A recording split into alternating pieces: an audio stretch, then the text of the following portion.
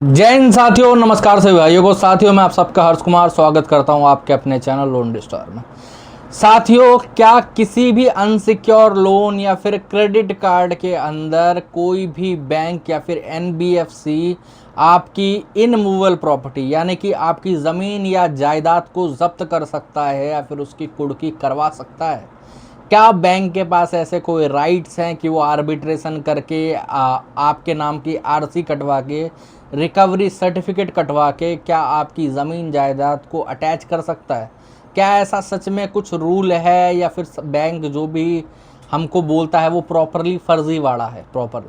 क्योंकि बहुत सारे भाइयों का ये सवाल आ रहा था कि सर मेरे को तहसील से फ़ोन आ रहे हैं या फिर तहसील से समन आ रहे हैं और बोला जा रहा है कि आपके नाम की आरसी कट जाएगी, आपके जो क्रेडिट कार्ड है या फिर पर्सनल लोन है उसके नाम की आरसी कट जाएगी और आपका जो फिर जो भी खेत होगा या जो भी ज़मीन होगी उसको कुर्की कर दी जाएगी उसके नाम की। ठीक है, उसके ऊपर उतने अमाउंट की कुर्की कर दी जाएगी। क्या ऐसा सच में हो सकता है किसी भी अनसिक्योर लोन में या फिर किसी भी क्रेडिट कार्ड में?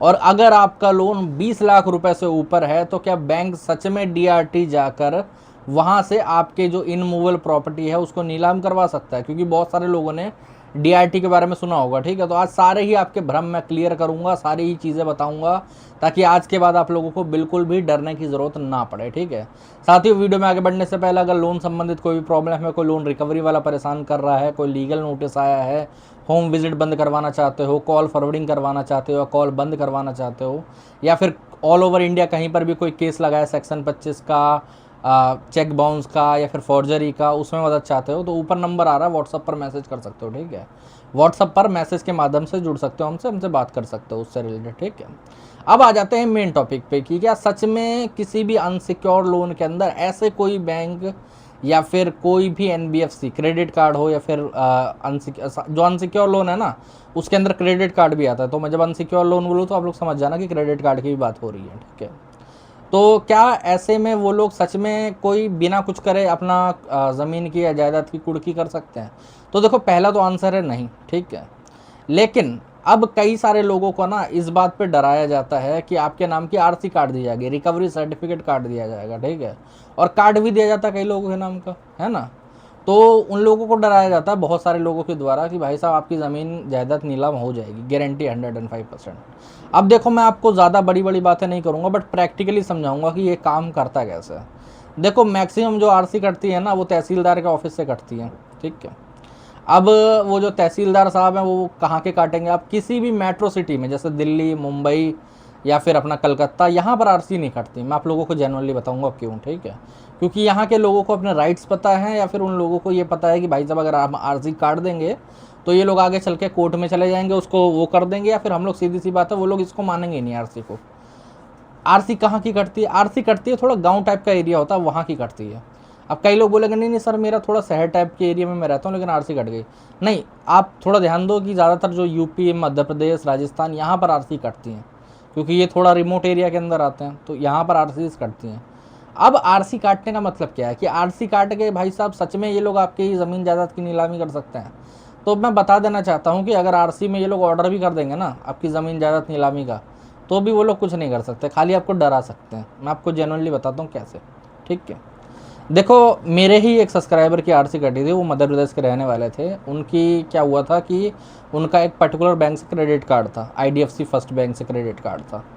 अब उन्हें तहसीलदार के यहाँ से समन वगैरह आया, वो नहीं गए वहाँ पर। ठीक है, तो उनके नाम की आरसी कटी। अगर वो जाते भी तो मैं गारंटी लिखित में दे रहा हूँ कि वो आरसी काट देता। ठीक है, अब आरसी काटी। अब आरसी काटने के बाद कि उन्हें बार बार जो अमीन होते हैं, आप लोगों को पता होगा, जो जो गाँव खेड़े के हैं उनको पता होगा कि अमीन करके होते हैं। ठीक है, वो बार बार आके धमकी देने लगा कि भाई साहब अपनी ज़मीन आपकी जाएगी इसके अंदर, वरना पैसा पूरा भर दो, ये कर दो, फलाना ढिमकाना। तो उन्होंने हमसे कांटेक्ट करा। अब जब ऐसा हुआ तो मैंने सीधे उन पर बोला कि भाई साहब ये अनसिक्योर था, तहसीलदार ने वो करा। ठीक है, अब अगर इनको कुड़की पहली बात तो कर नहीं सकते खाली तहसीलदार के ऑर्डर पे। ठीक है, और दूसरी बात ये है कि अगर अमीन आपको परेशान कर रहा है ना डेली आके, तो आप उसको सीधे बोल दो कि एक काम कर, तेरे में दम हो, ठीक है, तो जा मेरी कुड़की कर ले, ऐसे बोल दो और बोलो। और मेरे सब्सक्राइबर ने भी ऐसे ही बोल दिया, वहाँ पर कुछ नहीं हुआ, उस दिन से आना वो बंद कर दिया। हाँ, खुड़की करके ना एक चीज़ ये लोग कर सकते हैं, मैं आप लोगों को बताना चाहूँगा। कि जो कुड़की का मतलब जो अपना आरसी होती है ना, अब उसको कुड़की बोलो आरसी बोलो जो मतलब कि आरसी होती है, उससे ये लोग आपके बैंक अकाउंट को फ्रीज कर सकते हैं। आरसी के अंदर ये पावर होती है कि वो आपके जो बैंक अकाउंट होते हैं ना उनको फ्रीज कर सकती है। तो ऐसे में करा क्या जाए? तो ऐसे में बता देना चाहता हूँ कि अगर मान लो सपोज अपने बैंक अकाउंट में पैसा मत रखा करो, मैं आप लोगों को जेनुअनली बोल दूँ, ठीक है।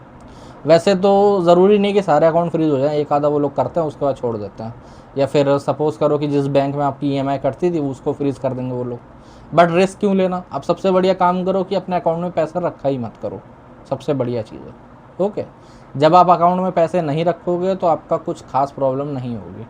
आप अपने किसी और फैमिली मेम्बर का अकाउंट कोई खुलवा लो, उसको यूज़ करो। वैसे भी यहाँ पर कोई खास फ़र्क पड़ता नहीं उतना, ठीक है। अगर आपको वो भी नहीं करना तो कैश में यूज़ करा करो, कोई इतनी प्रॉब्लमेटिक चीज़ नहीं है। बाकी आरसी कटने से ज़्यादा कुछ खास फ़र्क पड़ने वाला है नहीं, ठीक है। कभी कभार ये टुटपुंजी एक आधा अपना क्या कहते हैं अकाउंट फ्रीज कर देंगे, या फिर आपको फ़ोन करके डराने की कोशिश करेंगे। आपको डरना नहीं है, आप इसको प्रॉपरली इग्नोर कर सकते हो, ठीक है।